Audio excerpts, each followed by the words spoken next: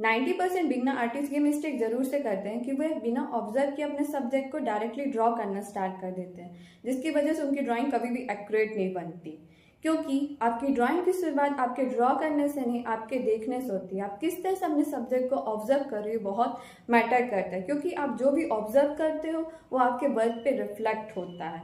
आपने खुद देखा होगा कि बहुत सारे जो बिगनर आर्टिस्ट होते हैं वो ज़्यादातर डिटेल्स के ऊपर फोकस करते हैं, जिसकी वजह से उनके जो प्रोपोर्शंस होते हैं वो एक्यूरेट नहीं बनते। वहीं जो प्रोफेशनल आर्टिस्ट होते हैं वो ज़्यादातर लाइन्स और प्रोपोर्शंस के ऊपर वर्क करते हैं, जिसकी वजह से उनकी ड्राइंग काफ़ी अच्छी बनती है। तो आज इस वीडियो पे हम 2 सिंपल एक्सरसाइजेस के बारे में बात करेंगे जो आपकी ऑब्जर्वेशन स्किल्स को ट्रेन करेगी। So hi guys, I am Rishika and welcome back to my channel again. Video पे हम बात करने वाले 2 अमेजिंग एक्सरसाइज के बारे में जो आपकी ऑब्जर्वेशन स्किल्स को काफी हद तक इम्प्रूव करेगी। तो चलिए बिना देरी किए अब इस वीडियो को स्टार्ट करते हैं।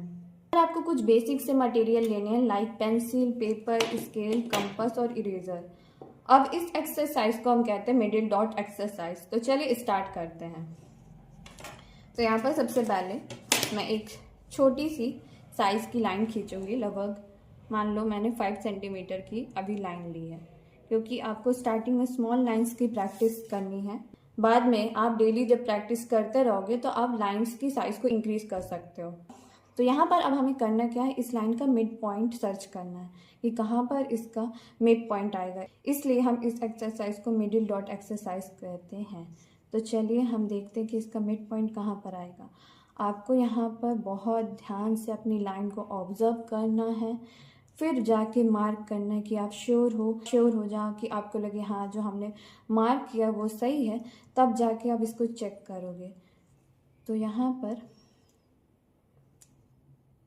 मुझे लग रहा है ये लाइन जो है यहाँ पर लगभग आएगी, थोड़ा सा और आगे की तरफ। 1 मिनट।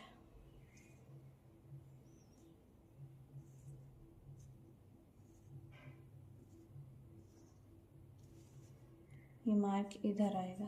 चलिए चेक करते हैं। यहाँ पर मैं कंपास को इस तरह से बीच में रखूँगी और इस पॉइंट पे रखूँगी। तो ये और ये आप देख सकते हो ये दोनों तरफ से इक्वल है। इट मीन्स हमारे ये जो लाइन ड्रॉ किया है वो सही है।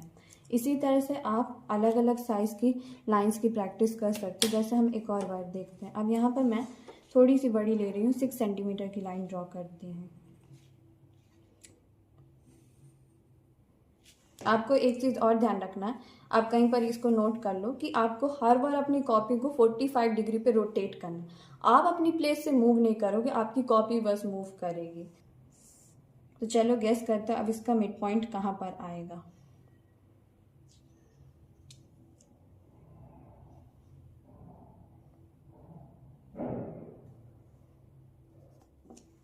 इसका मिड पॉइंट मुझे लगभग यहाँ पर लग रहा है। अब चलो इसको भी चेक कर लेते हैं हम। तो यहाँ पर हमने रखा इस तरह से और ये। तो जैसे कि आप देख सकते हो कि यहाँ पर मेरा मिड पॉइंट से थोड़ा दूर है, लगभग मेरा मिड पॉइंट इसका यहाँ पर आना चाहिए। तो आपको ये भी ध्यान देना है कि जब आप प्रैक्टिस कर रहे हो आपका कितना सही हो रहा है, कितना गलत हो रहा है। आप मिस्टेक्स के पैटर्न को ऑब्जर्व करो ध्यान से। क्या वही सेम चीज़ हर बार रिपीट हो रही है, आपका राइट की तरफ ज़्यादा हो जा रहा है या फिर लेफ्ट की तरफ। जब आप इस तरह से छोटी छोटी चीज़ों को ऑब्जर्व करते हो तब आपकी ऑब्जर्वेशन स्किल्स बेटर वे में इम्प्रूव होती है।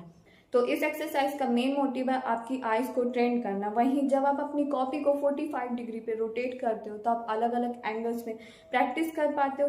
साथ ही में जब आप लाइव स्केचिंग की स्टडी करते हो तो वहाँ पर आपको प्रोपोर्शंस को जज करना होता है। तो ये एक्सरसाइज आपकी हेल्प करती है, क्योंकि आप चीज़ों को वहाँ पर मेजर नहीं कर पाते हो। इसलिए ये एक्सरसाइज आपकी ऑब्जर्वेशन स्किल्स को इम्प्रूव करती है। तो आप जब भी लाइव स्टडीज करते हो तो आप इजिली प्रोपोर्शंस को जज करके ड्रॉ कर पाते हो।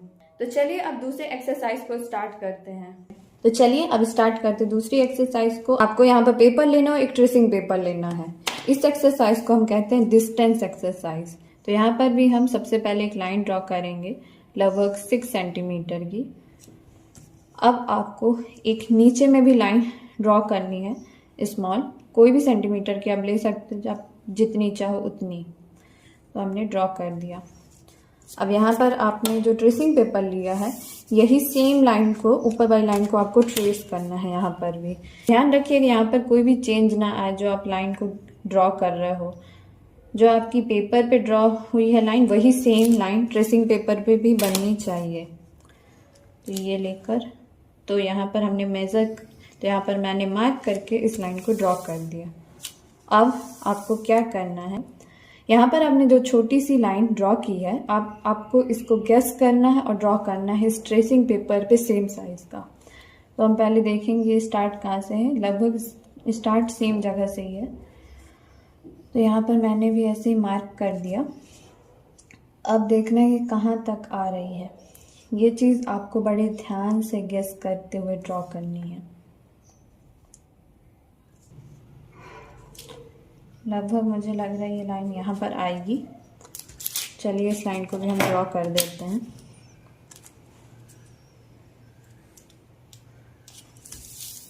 अब इस ट्रेसिंग पेपर को आपको यहाँ पर रखना है और देखना है कि जो आपने ड्रॉ किया है वो सही है कि नहीं। तो आप देख सकते हो जहाँ पर मैंने मार्क किया था वो लाइन की डिस्टेंस उतनी ही आ रही है, same as it is. It means ये आपका करेक्ट है। ऐसे ही आप अलग अलग लाइंस को भी लेकर प्रैक्टिस कर सकते हो। अब यहाँ पर मैं थोड़ी सी लाइन की साइज बड़ी करूँगी।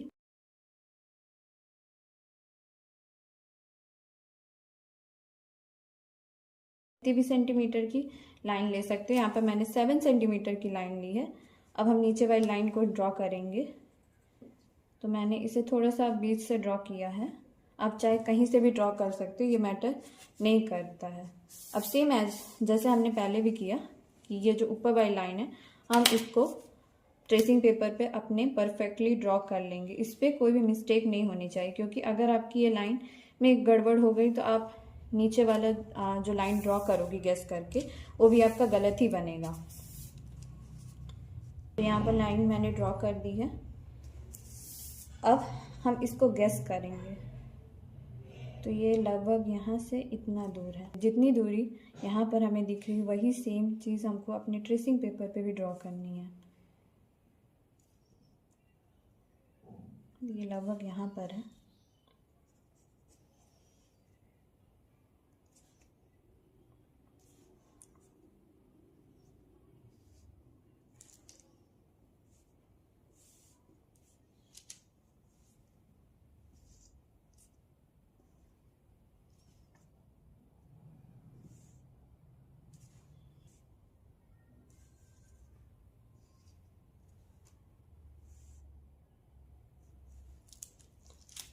अब यहाँ पर हमने गेस कर लिया है।